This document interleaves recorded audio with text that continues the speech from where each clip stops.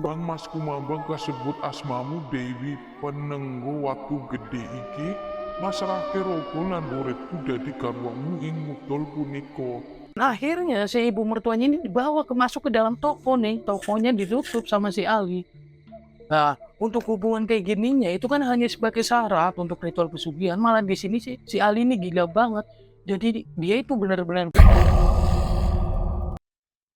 Oh, assalamualaikum warahmatullahi wabarakatuh. Balik lagi dengan saya Doni Free di channel Sudut Malam. Oh iya, pemberitahuan dulu nih. Mungkin mulai dari video ini saya itu upload sekarang jam 8 malam ya. Karena kemarin ada yang kasih saran, coba bang uploadnya jam 8 malam. Oke, nanti aku coba ya, siapa tahu penontonnya banyak gitu, amin.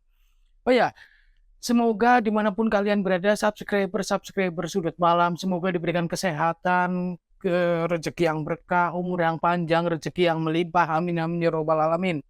Dan seperti biasa nih, sebelum kita mulai ke ceritanya, yang baru nemu video ini atau baru nemu channel ini, jangan lupa di subscribe terlebih dahulu. Dan buat kalian yang sudah berlangganan atau yang sudah hadir terus nonton terus di channel ini, jangan lupa absen. Dan nggak usah lama-lama lagi, kita langsung menuju ke ceritanya.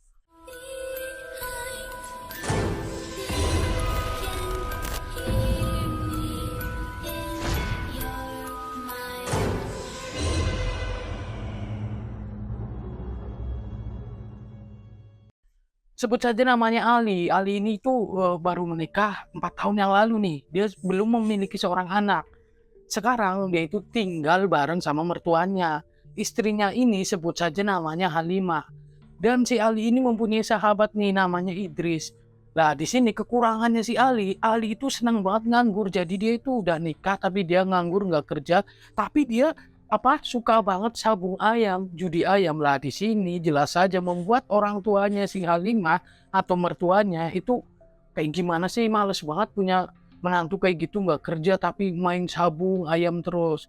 Lah akhirnya setiap hari si Ali ini jadi makanan hinaan dari ayahnya si Halimah nih, dari bapak mertuanya.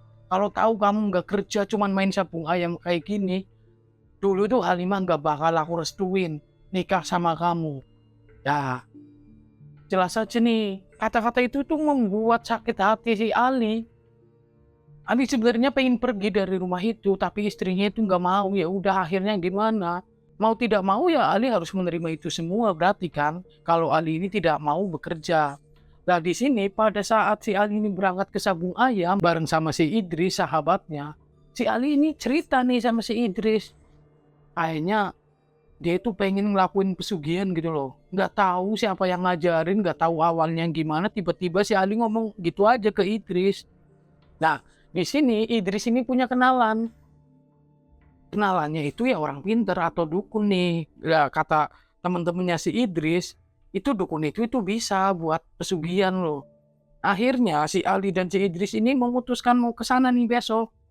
Tetapi di sini jaraknya itu agak jauh lah, mungkin kurang lebih perjalanan itu 1 hari untuk sampai ke daerah tersebut.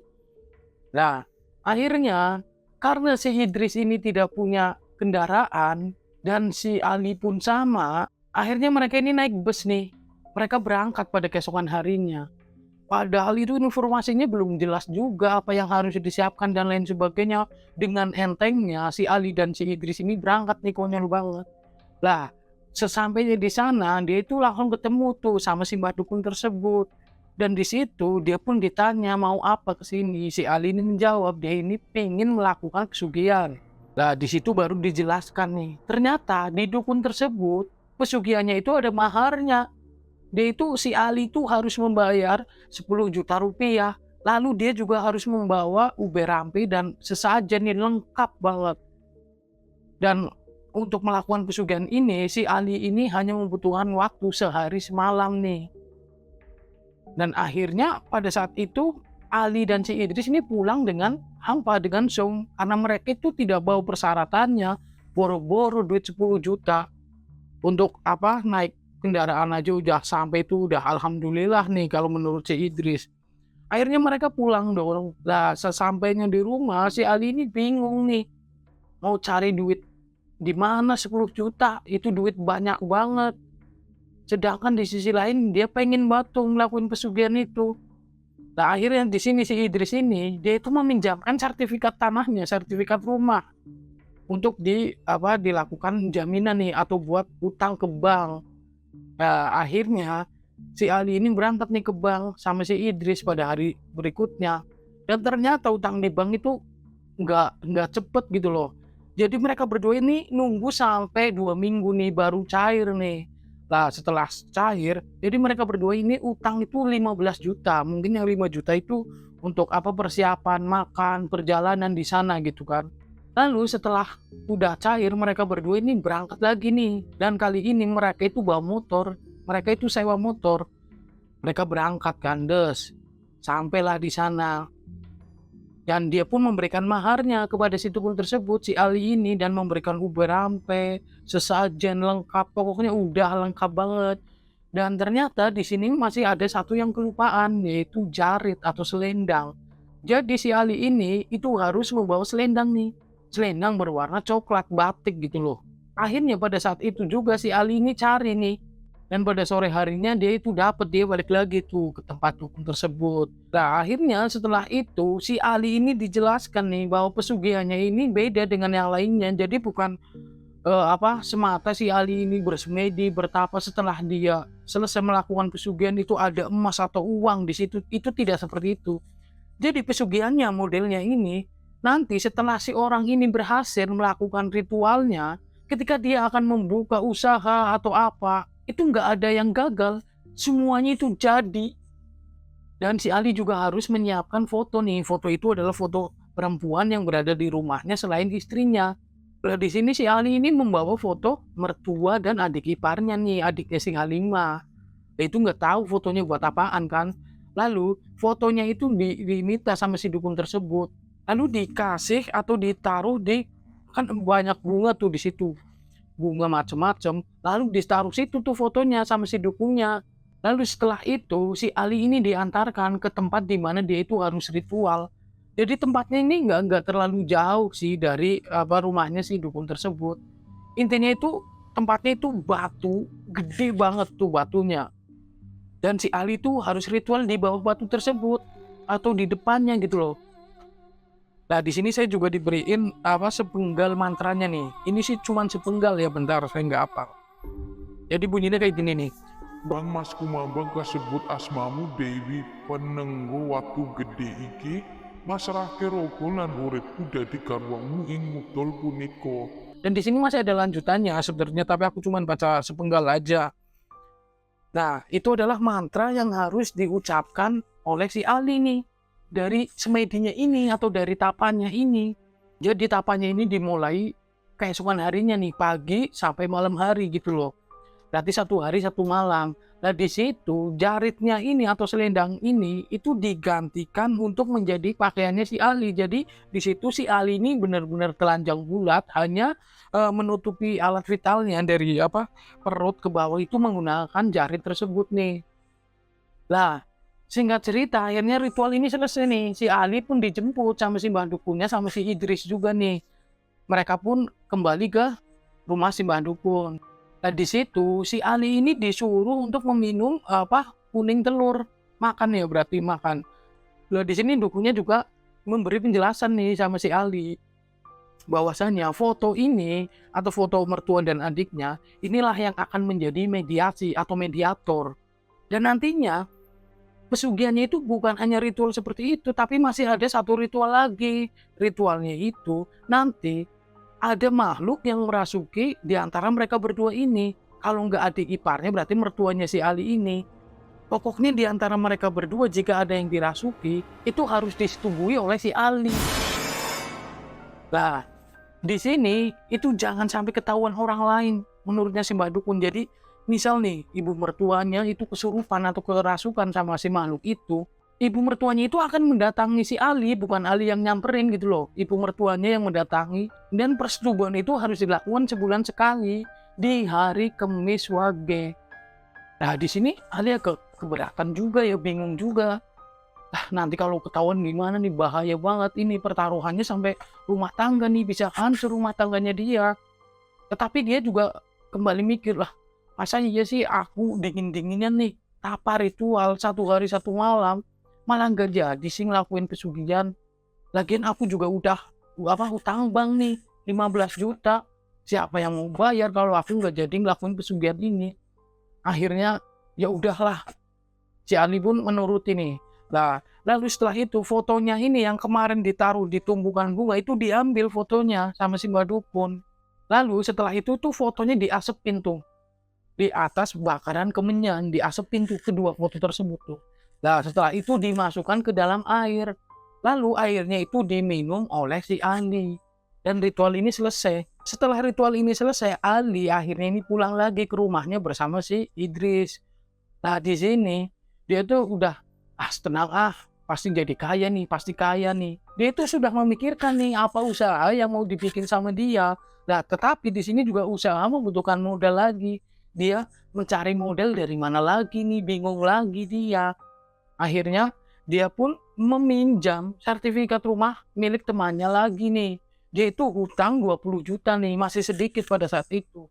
Dan dibuatnya lah ini, karena dia itu kan suka di ayam nih, hobi di ayam. Dia ini membuka toko pakan ayam, keperluan ayam seperti kandang ayam dan lain sebagainya.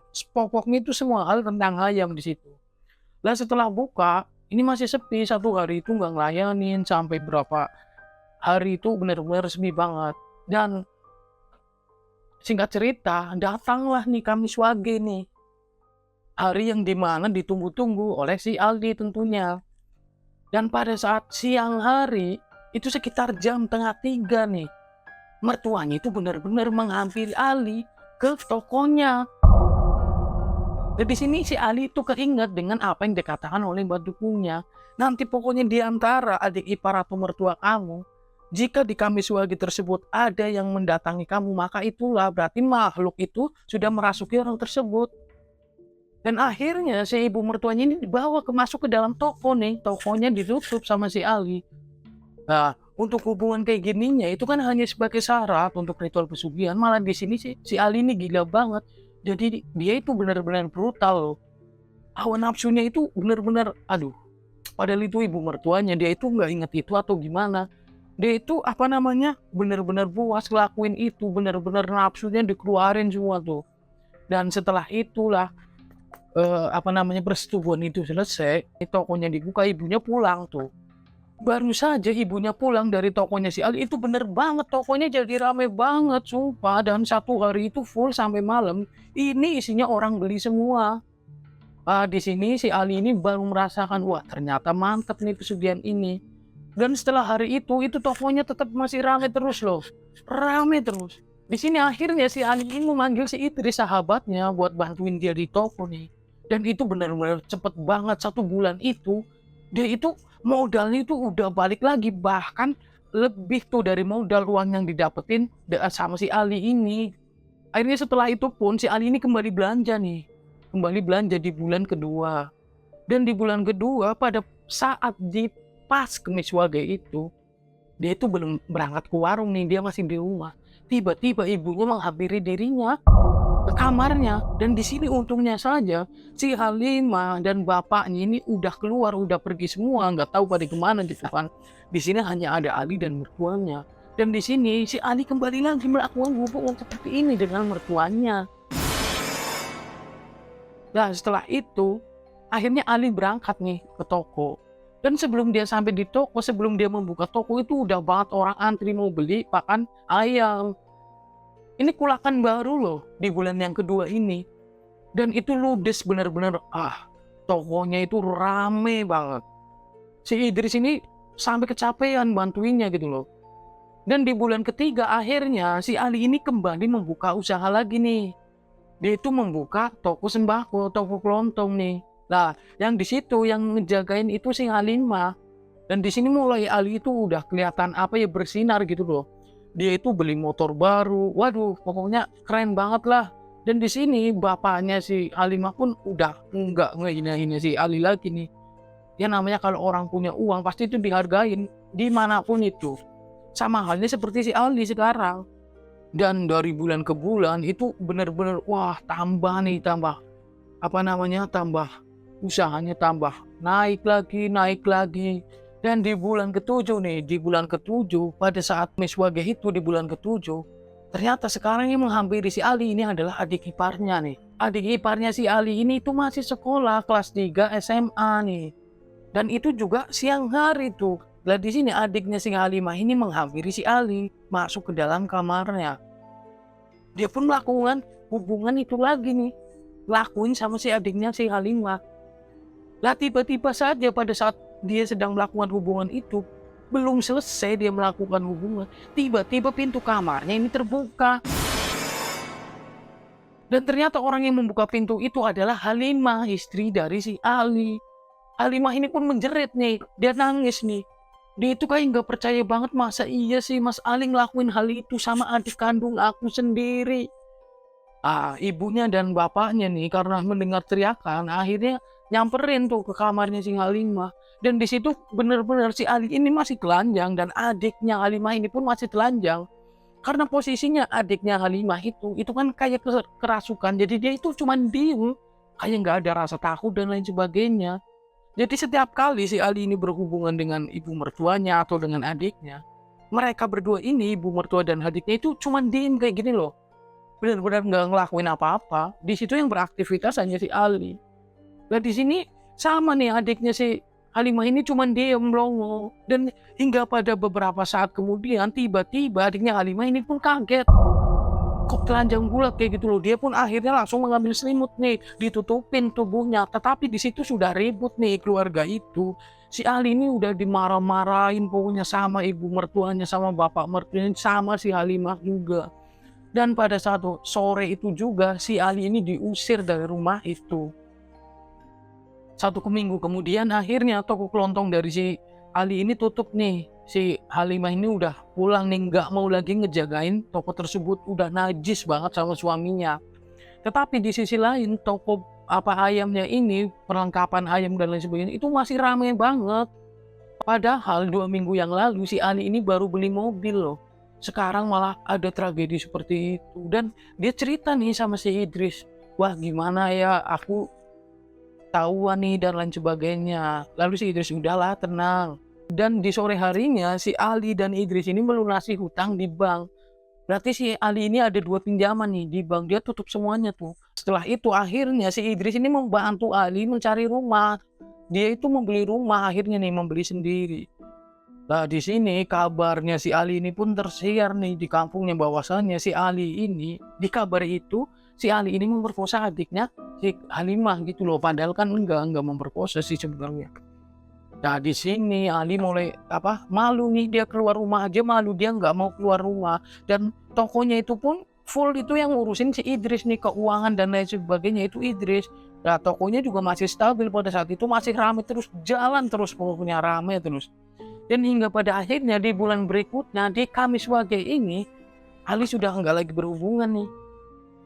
Dia tuh pada saat itu nggak kepikiran pengen ke tempatnya si dukun yang dulu lagi, pengen tanya dan lain sebagainya, tapi udah nggak kepikiran karena dia itu terkena sanksi sosial loh, karena kabarnya dia itu kabar dia yang miring itu. Dan akhirnya mulai bulan itulah si tokonya ini mulai sepi nih, mulai sepi. Di bulan berikutnya juga mulai sepi. Dan si Ali ini dia itu jadi kurus banget, jadi tubuhnya itu kering gitu loh, nggak seger, nggak gitu menurut si Idris. Akhirnya tibalah si Ari ini menjadi sakit nih, sakit. Dan menurut si Idris sakitnya itu juga kalau malam hari itu banyak banget yang dikeluhin. Di situ kan emang yang ngejagain si Ali ini si Idris, apalagi pada saat dia ngedown banget, dia itu diceraikan langsung oleh si Halimah. Mungkin di sini menambah pikiran si Ali nih, Ali jadi tambah stres terus gitu loh. Lambat laun, berganti bulan, terus berjalan, bener-bener tubuhnya si Ali ini nggak ada dagingnya sama sekali, cuman tulang dan kulit yang nempel. Menurut si Idris ini tampangnya si Ali ini, aduh nakutin banget. Matanya ini loh, kayak jeblos gitu masuk ke dalam matanya karena dia terlalu kurus gitu loh. Dan akhirnya dia itu dibawa ke rumah sakit nih sama si Idris. Tapi di sana didiagnosa juga nggak ada penyakitnya. Bingung juga nih dokternya. Akhirnya si Ali dibawa pulang lagi nih. Dan ada seseorang yang mengatakan pada si Idris nih, mending si Ali ini dibawa ke pengobatan tradisional gitu loh. Dan betul tuh Idris akhirnya ngedengerin saran itu, dia bawa si Ali ke pengobatan tradisional, dan di sana si pengobatan tradisional juga bingung. Ini bisa kurus banget kayak gini, padahal si Ali ini doyan banget, makannya normal kayak orang sewajarnya gitu loh. Dan lama-kelamaan si Ali ini kencingnya itu keluar nanah. Dan menurut si Idris, si Ali ini benar-benar gak bisa bergerak setelah itu. Udah tubuhnya kurus banget, kencingnya dia itu keluar nanah dan keluar darah. Nah di sini udah pasrah banget nih si Idris. Akhirnya si Idris ini memutuskan untuk datang ke tempat si dukun yang dulu ia ke situ sama si Ali. Dan ketika ia sampai di sana, dia pun menceritakan semuanya. Dan menurut dukun itu tuh nggak bisa berbuat apa-apa. Dan ini adalah konsekuensi yang harus Ali terima. Karena dulu kan si dukun udah ngomong jangan sampai ketahuan ketika sedang berhubungan. Akhirnya menurut si dukun ini, udah ini tinggal menunggu hari. Jadi si Ali sendiri itu akan dimakan nih. Maksudnya akan dijadikan tumbal oleh si makhluk yang memberikan kekayaan kepada si Ali. Nah udah dong, denger kayak gini, Idris mau ngapain lagi coba? Akhirnya Idris balik lagi. Dan benar saja nih, setelah Idris pulang, dia pun menuju ke rumahnya si Ali. Ditemukan si Ali ini sudah tergeletak, dia sudah meninggal dunia. Dan lewat ini, alat vitalnya itu benar-benar ngeluarin darah dan nanah banyak banget. Dan itu sampai ke lantai. Nah setelah ini akhirnya si Ali ini dimakamkan. Dan rumahnya itu gede banget, sampai sekarang itu masih ada dan nggak ada yang nempatin, termasuk mobil dan motor itu juga ada di situ. Jadi dari pihak istrinya pun nggak mau nerima harta tersebut. Padahal keluarga istrinya itu nggak tahu bahwa si Ali ini melakukan pesugihan, dan di sini yang tahu itu hanya antara Ali dan Idris. Nah setelah kejadian itu si Idris ini kepikiran terus. Akhirnya Idris memutuskan untuk pindah nih keluar kota, dan cerita pun berakhir. Terima kasih ya buat teman-teman yang udah mendengarkan dan menonton video ini sampai selesai. Tentunya saya ucapkan terima kasih kepada pengirim cerita, dan buat kalian juga yang mempunyai pengalaman mistis mengenai pesugihan dan lain sebagainya dan pengen diceritakan ulang oleh saya, kirimkan saja ceritanya melalui nomor WhatsApp yang berada di samping bawah saya ini. Ini adalah nomor pribadi saya, silahkan kalian save. Kalian juga boleh WhatsApp saya, bisa chat saya, biar kita nambah saudara gitu loh. Dan akhirnya saya Doni Free pamit undur diri, sampai berjumpa di video berikutnya. Wassalamualaikum warahmatullahi wabarakatuh.